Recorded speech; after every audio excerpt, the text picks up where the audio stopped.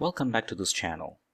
In today's video, we will look at an AC circuit with resistor, inductor, and capacitor connected in series.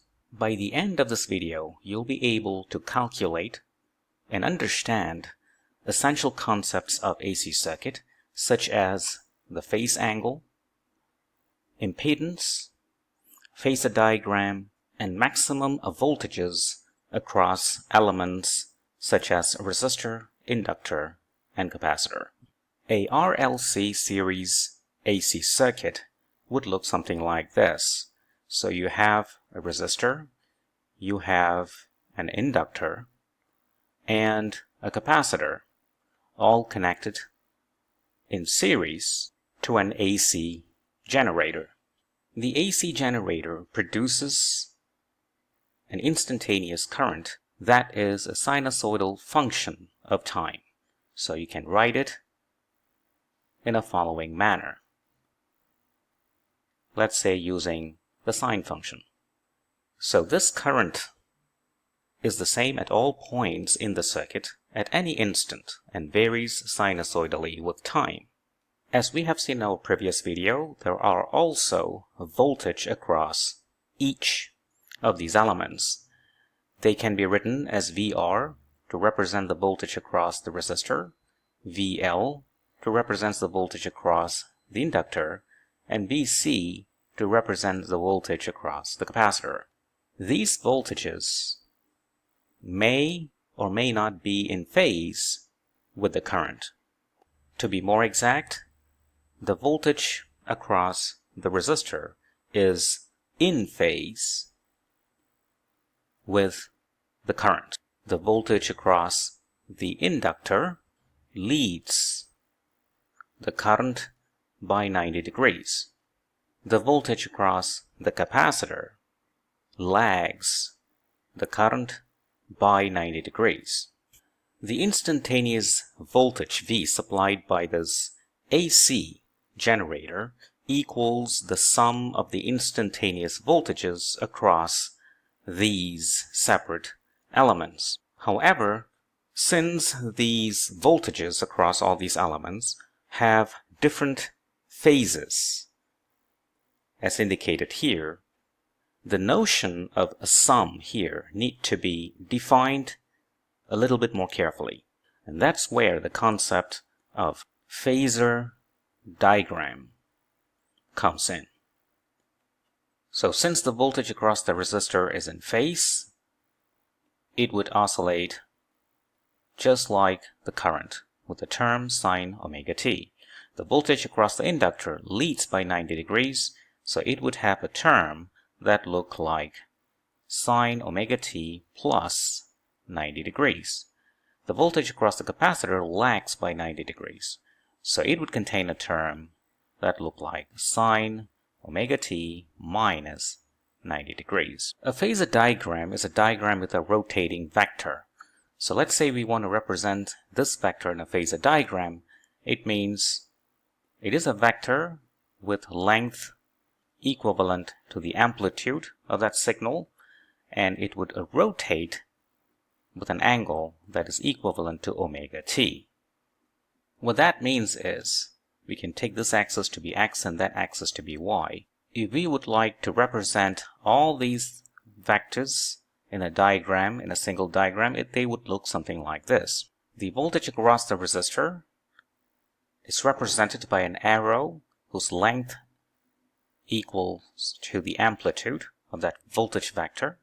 The voltage across the inductor can be represented like that, as a vector lies exactly on the y-axis because it leads by 90 degrees, and the length is VL, the amplitude of the voltage.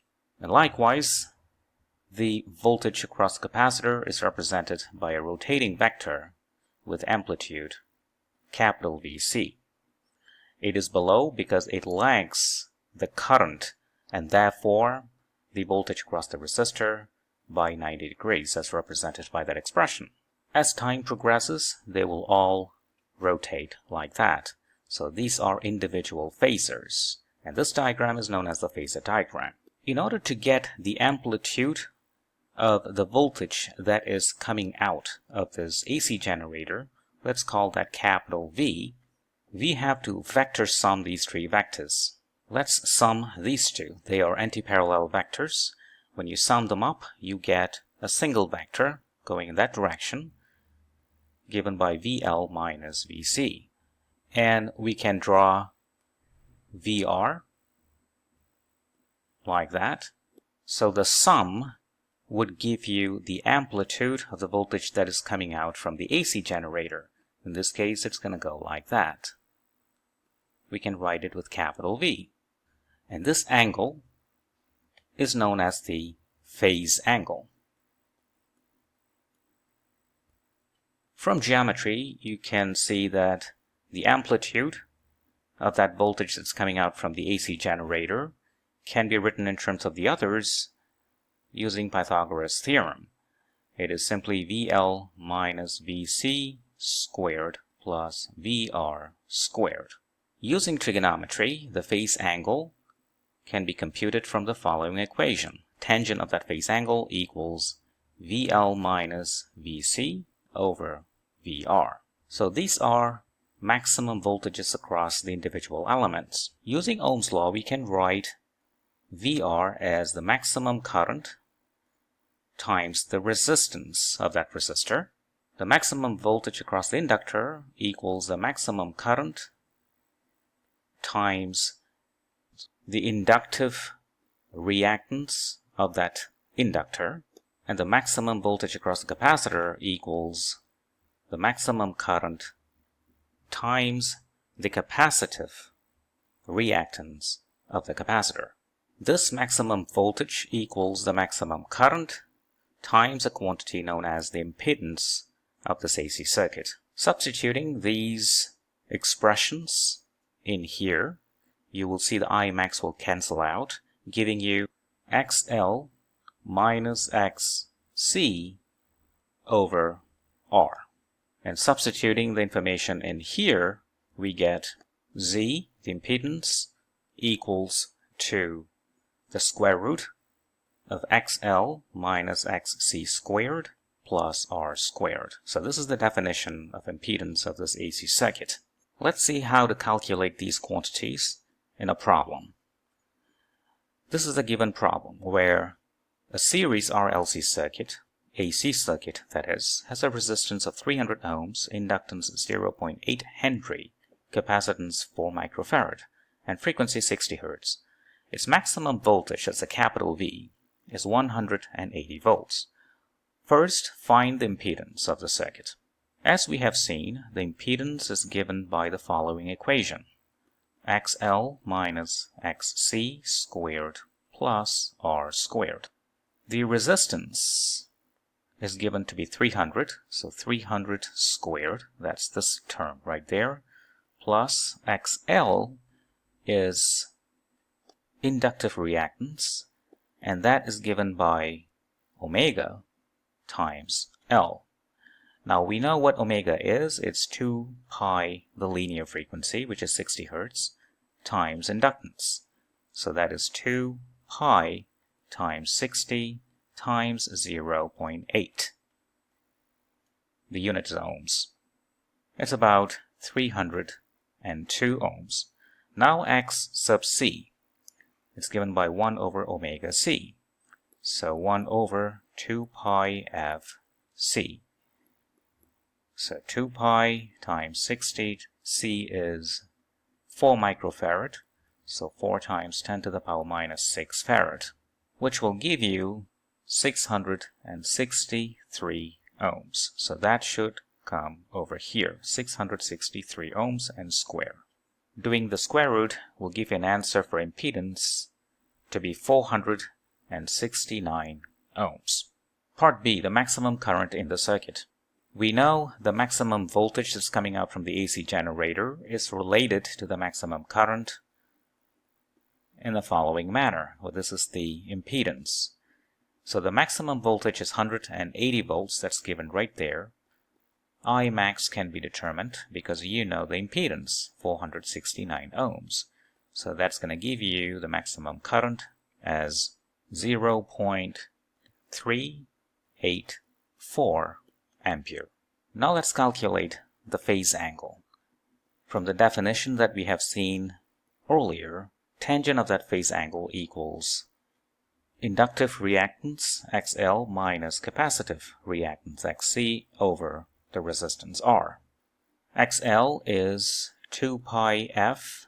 F is 60, so you can substitute F60 right there, times the inductance, which is 0.8 Henry, minus X sub C is 1 over 2 pi 60 times the capacitance, which is 4 times 10 to the power minus 6 farad, divided by the resistance, which is 300 ohms.